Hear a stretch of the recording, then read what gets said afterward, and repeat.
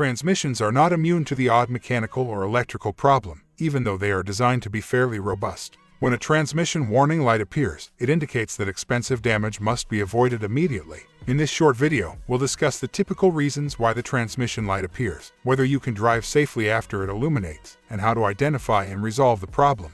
But just before we start, please make sure you've subscribed to the channel. Lack of transmission fluid. A low amount of transmission fluid is one of the most frequent reasons for a transmission warning light. To fix this problem, you'll need to find the source of any leaks and fill the transmission of your car with the proper lubricant. Log diagnostic codes. If a transmission-specific fault code is stored, the transmission warning light on a car will typically illuminate. Such codes may have a variety of exact causes, from straightforward electrical problems inside the valve body to internal transmission problems. Excessive transmission temperatures. In addition, most cars have a transmission warning light that flashes rapidly if the transmission overheats. In this case, it's critical to evaluate the overall quantity and quality of the transmission fluid in your car and replace it in accordance with the manufacturer's recommended maintenance schedule. Required maintenance. A car's transmission light may illuminate under certain conditions, but this does not always mean that there is a problem. On the other hand, some cars use a similar light to signal that regular maintenance on the transmission is required. Can you continue driving with the transmission light on? A vehicle with an illuminated transmission light should never be driven because it may be a sign of one or more serious transmission problems.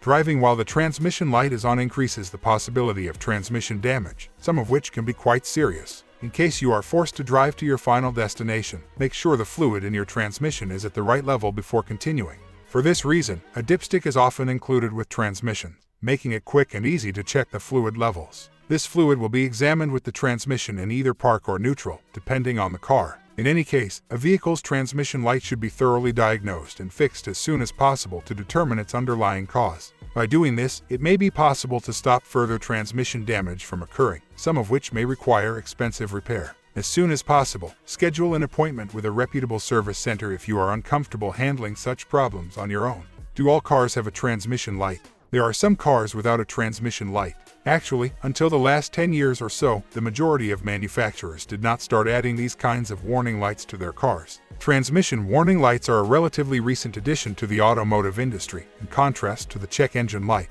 It is therefore somewhat unlikely that your car came with a warning light of this kind if it is older than 10 years. In addition to a specific warning light, certain cars have comparable messages that scroll across the instrument cluster in the event that a fault with the transmission needs to be reported.